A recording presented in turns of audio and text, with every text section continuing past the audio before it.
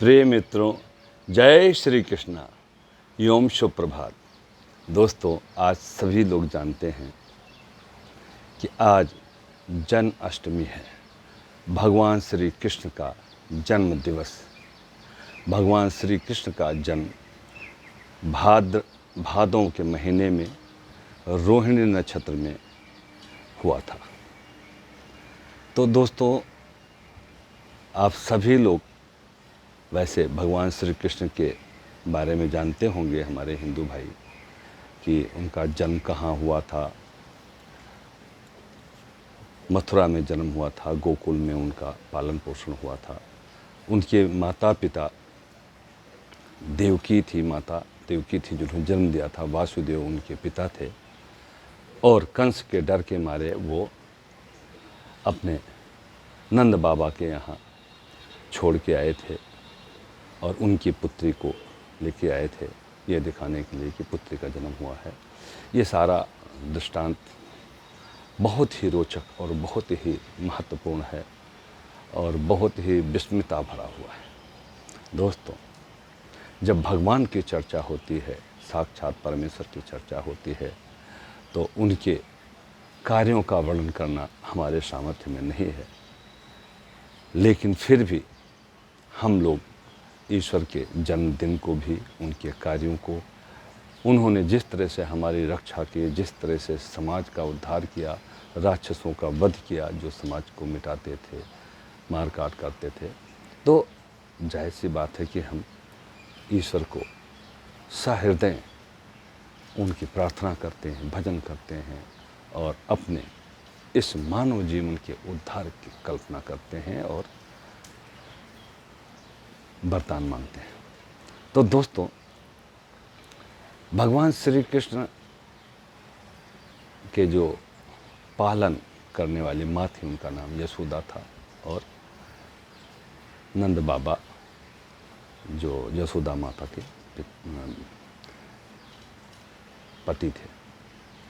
खैर, बचपन से ही, जन्म से ही उन्हें कष्ट झेलना पड़ा भगवान श्री कृष्ण। देखिए, उनके वृत्तांत को सोचें तो 125 साल की आयु में ही भगवान श्री कृष्ण इस दुनिया से अपना शरीर छोड़ के चले गए थे, गोलोक धाम चले गए थे। और वो भी घटना बड़ी रोचक है। रामा अवतार में किष्किंधा राज्य के राजा बलि को भगवान राम ने छुप के मारा था और वही राजा बलि जरा नाम का बहेलिया हुआ द्वापर में, और वो उसने ही भगवान श्री कृष्ण का अनजाने में वध कर दिया। वो बहेलिया क्या हुआ कि भगवान श्री कृष्ण जब चिंतन मुद्रा में होते हैं, जब उनको कई चीज़ों के बारे में सोचना हो तो एकांत में चले जाते थे। तो एकांत में वो ध्यान में मग्न थे और पैर के ऊपर पैर रख के बैठे हुए थे वट वृक्ष के नीचे। तो बहेलिया दूर से देखा तो उनके जो पैरों में चंद्रमा का वास था और उसकी चमक उस बहेलिया को दिखाई दी। उसने समझा कि ये हिरण का आँख है और उसने तीर चला दिया, भगवान श्री कृष्ण के पैर में लगा। और जब वो नज़दीक आया तब वो देखा कि भगवान श्री कृष्ण को हमने घायल कर दिया है। वो क्षमा मांगने लगा। भगवान श्री कृष्ण ने कहा, नहीं, तुम्हारी गलती नहीं है, ये सब पूर्व निश्चित है कब क्या होना है। खैर दोस्तों, भगवान श्री कृष्ण और भगवान शिव की भी दोस्ती और मित्रता आप जानते हैं। सोमनाथ मंदिर का नाम सुना होता। 12 लिंगों में 12 लिंग प्रधान प्रभु भगवान शिव के 12 ज्योतिर्लिंग हैं जहाँ भगवान शिव स्वयं प्रकट हुए हैं। वो पहला शिव मंदिर है सोमनाथ का जहाँ भगवान स्वयं प्रकट हुए थे, भगवान शिव। वहीं पे भगवान श्री कृष्ण की भी मुलाकात भगवान शिव से हुई थी। जैसे रामेश्वरम में भगवान शिव और भगवान राम की मुलाकात हुई थी, रामेश्वरम की स्थापना भगवान श्री राम ने किया था, उसी तरह से श्री कृष्ण और भगवान शिव का मिलन हुआ था। दोस्तों, आप लोग जानते हैं कि बड़ी कहानियाँ हैं।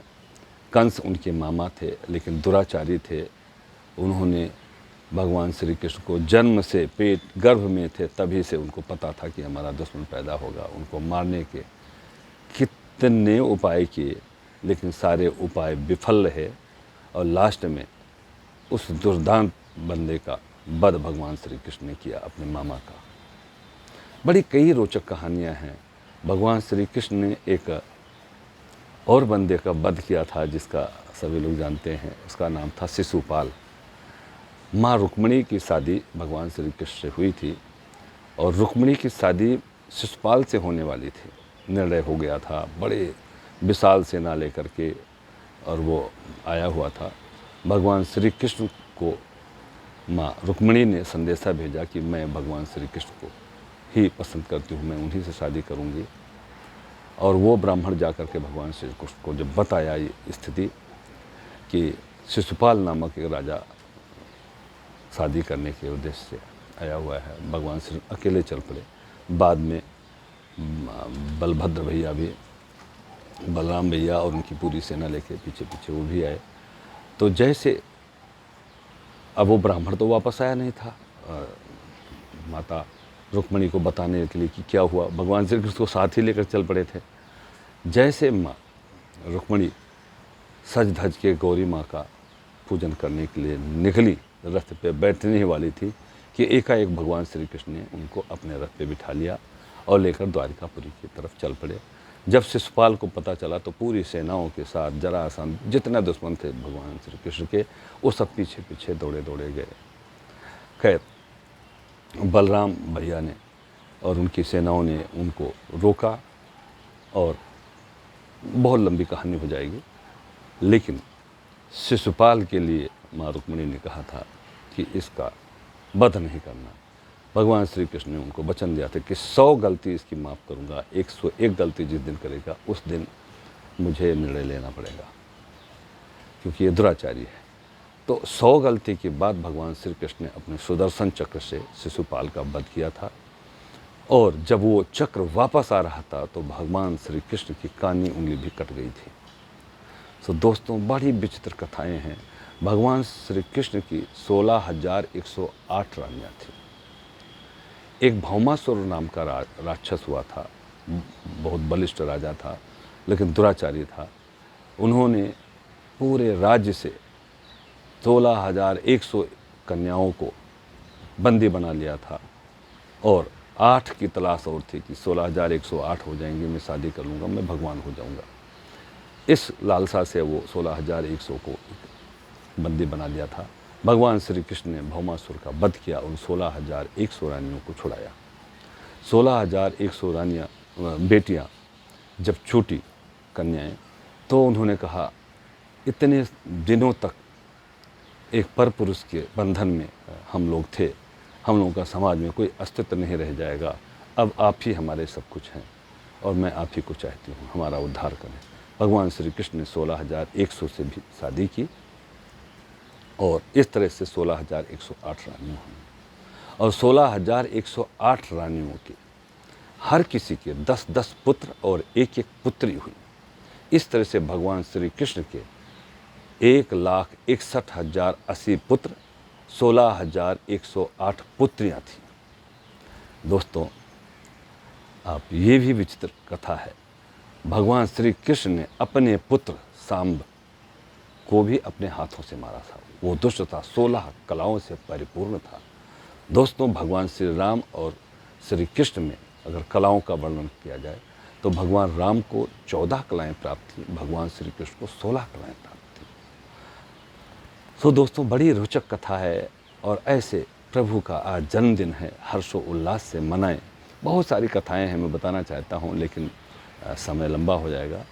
सो दोस्तों, फिर भी मैं बताता हूँ, भगवान श्री कृष्ण के कुछ 5 ऐसे मंत्र हैं, 5 ऐसी चीज़ें हैं, अगर उसको अपनाएंगे तो जीवन में बहुत सुख रहेगा।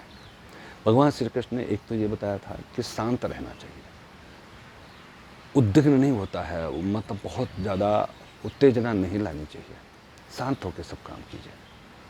आप देखें कितने बड़े बड़े राक्षसों का मर्दन किया, मारा उनको, और वो बांसुरी बजाते रहे। और कभी हार नहीं माननी चाहिए, कभी भी हार नहीं मानना चाहिए। और माता पिता की सेवा करना चाहिए, उनका आदर करना चाहिए। सो ऐसे 4-5 ऐसी चीज़ें उन्होंने बताई थी जो अगर आप अपने जीवन में अपना लेंगे तो हमेशा सुखी रहेंगे। तो दोस्तों, अगर आप चाहते हैं कि आपका घर धन धान से परिपूर्ण हो तो कुछ और चीज़ें हैं। घर में घी का दीपक जलाना कभी ना भूलें, दीपक जलाते रहें। घर में वीणा ला कर रखें, माँ सरस्वती का जो वीणा वादन होता है, माँ सरस्वती की कृपा जिस पे रहेगी, जो पढ़ा लिखा इंसान होगा उसको कभी दुख नहीं होगा, वो हमेशा हर कार्य में परिपूर्ण रहेगा। सो घी का दीपक जलाएं, घर में वीणा रखें और शहद रखें।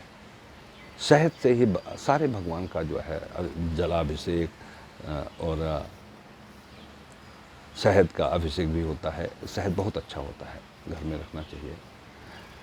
और हमेशा मंदिर में बैठ के भगवान का स्मरण करना चाहिए। ऐसे बहुत सारी चीज़ें हैं, अगर आप करते हैं तो आपका जीवन बहुत सुखमय रहेगा। तो दोस्तों, मैं ज़्यादा कुछ ना कह कर आज मैं अपनी वाणी को यहीं विश्राम देता हूँ। और भगवान श्री कृष्ण का जन्मोत्सव हर्षो उल्लास से मनाएं और उनके किए हुए उपकारों को कभी ना भूलें, क्योंकि जो हमारे ऊपर भगवान उपकार करते हैं उसके बदले में हमें उनकी सेवा और प्रार्थना करनी चाहिए, जिससे आजीवन आपका उपकार होता रहे, आपका भला होता रहे, आप स्वर्ग लोक को जाएं। इसके लिए ईश्वर ही एकमात्र है।